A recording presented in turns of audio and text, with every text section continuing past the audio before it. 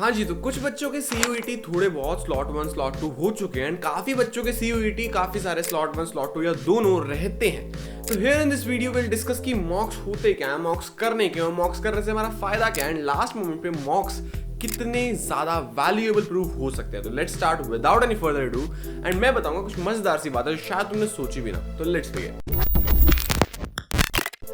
देखो, mock test basically होता क्या है? मॉक टेस्ट, मॉक ड्रिल जो ये वर्ड है, this is basically a practice session. हम एग्जाम लाइक माहौल को रिक्रिएट करेंगे एंड विल ट्राई आवरसेल्व्स कि हम उस चीज में कितना अच्छे से परफॉर्म कर पाते हैं। इन सिंपल वर्ड्स अगर मैं तुम्हें क्लैरिफाई करूं तो तुम्हारा एग्जाम होना है CUET का, उसी टाइप के क्वेश्चन पेपर्स बनेंगे, same pattern, same blueprint, same syllabus, same time limit, same माहौल एंड ऑल दैट, और उसको तुम्हें अटेम्प्ट करना है अपने बिहाफ पे, खुद की तरफ से, खुद की चेकिंग के लिए, सेल्फ चेक प्रोसीजर मान लो इसको, एंड वो होते हैं सिंपली मॉक टेस्ट। तो इसके देने के 3 सबसे बड़े फायदों में से सबसे पहला आता है टाइम मैनेजमेंट। देखो, तुमने सारा साल जो पढ़ा, अलग अलग चैप्टर्स पढ़े, अलग अलग यूनिट्स पढ़े, अलग अलग कॉन्सेप्ट्स पढ़े, लेकिन जब वो सारी चीजें एक साथ कंपाइल होके आती है ना, एक साथ, और तुम्हें एक लिमिटेड टाइम फ्रेम में सब कुछ कवर करना है, तो time management along with that comprehensive approach, वो तुम्हें ये मॉक टेस्ट हेल्प करते हैं कि जब तुम्हारे माइंड में पहला क्वेश्चन कहीं से आया एंड दूसरा क्वेश्चन डायरेक्टली जंप करके इस दूसरे चैप्टर से, तुम वो एक चैप्टर वाले जोन में नहीं हो। जब वो मिक्स सेट ऑफ क्वेश्चन आ रहा है तो तुम किस तरह से उसको टैकल कर पाते हो, इस चीज की प्रैक्टिस होती है मॉक टेस्ट। सेकंड चीज अगर मैं बताऊं तो तुम्हारा जो एग्जाम स्ट्रेस है, that is the next level. ठीक है,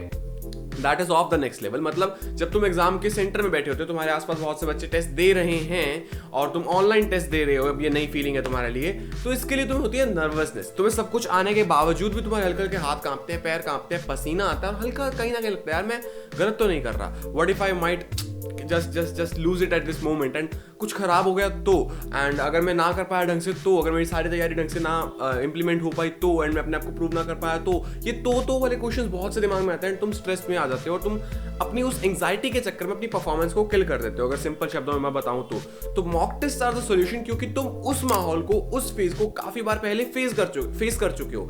एंड लाइक तुम अगर 10 मॉक टेस्ट देके 11वीं बार सेंटर में एग्जाम देने जा रहे हो, या फिर तुम डायरेक्ट सेंटर में एग्जाम देने जा रहे हो, तो there is a lot of difference. ठीक है, इस चीज को समझो। तो mock test help you in being familiar with the exam like environment, and ताकि तुम उस मोमेंट में जाके घबराओ मत, ये बहुत अच्छी चीज होती है। Third and the most important चीज अगर मैं बताऊं तो एग्जाम जब क्लोज आ जाते हैं तो हमारे पास इतना टाइम नहीं होता कि हम हर चैप्टर को बार बार जाके पढ़े, नोट्स को रिवाइज करें। तो it is a better way of revision, like what if I am dealing all the questions, mix set of questions, तो it's like the better way of dealing with the situation. What if I am dealing with all the questions simultaneously, मतलब मेरे सामने सारे chapters mix हैं, मेरी सबकी practice हो रही है, जहां जिस पॉइंट पे मुझे थोड़ा सा लगता है कि यार ये टॉपिक मेरा कमजोर है, ये कॉन्सेप्ट कमजोर है, ये चैप्टर कमजोर है, मैं जाके उसको रिवाइज कर लूंगा। क्योंकि जब हमारे पास एक लिमिटेड अमाउंट ऑफ टाइम रहता है, हम उसको शुरू से स्क्रैच से करने लग जाएं, उन चैप्टर्स पे भी टाइम जो हमें आते हैं सबको इक्वल रख दें, हम अपने हिसाब से कुछ जज ना कर पाए, अपने हिसाब से अपनी स्ट्रैटेजीज फॉर्मुलेट ना कर पाए, तो हम पीछे रह जाएंगे। क्योंकि जो चीजें हमें आती हैं उस पर टाइम नहीं देना, जो नहीं आती है उन पर फोकस करना है। And how you get to know that? Mock test attempt करके। तो ये तो थे मॉक टेस्ट अटेम्प्ट करने के बेसिक से 3 फायदे।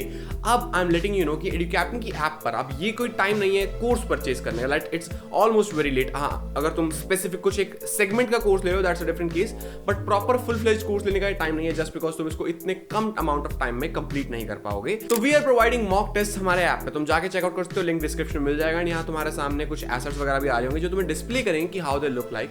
उसमें बेसिकली तुम्हें हर सब्जेक्ट के मॉक्स दिए जाएंगे, easy to hard and proper वही एग्जाम लाइक मॉक्स। अब हम कौन है भाई? CUET तो पहली बार हो रहा है, सबने अंधेरे में तीर चलाया, तुम हमें ही क्यों भरोसा करो, तुम हमारे मार्क्स पे क्यों भरोसा करो?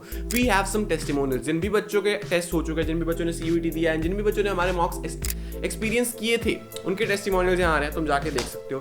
And if I dive deep into the situation, तो तुम्हारे सामने सीन कुछ ऐसा आया भाई कि वर्बल में जो RCs होती हैं, जनरली रीडिंग कॉम्प्रिहेंशंस कहीं से उठाए नहीं जाते, बट हमारे मॉक्स अगर तुमने किए, साथ साथ हमारे प्रैक्टिस टेस्ट भी किए हैं, तो तुम्हें कुछ RCs के पैराग्राफ्स एग्जैक्टली CUET के एग्जाम में मिले हैं। That's a great thing. ठीक है, तुम्हें पता होना चाहिए कि तुमने सब कुछ इतना अच्छे से एक्सपीरियंस कर लिया है कि जो भी आई, you are ready to fight that. जो मॉक्स डिजाइन किए गए वो इतने ज्यादा कॉम्प्रिहेंसिव है, be it economics, accounts, business studies, तुम्हें क्वेश्चंस की थ्योरी प्रैक्टिकल मिक्स करके इतनी कॉम्प्रिहेंसिव रिवीजन करवा दी गई है, क्योंकि हमारे पास इतना अच्छा आइडिया नहीं है कि CUET में क्या आने वाला है, just because it's the first time. Teachers को खुद को आइडिया नहीं है, ठीक है।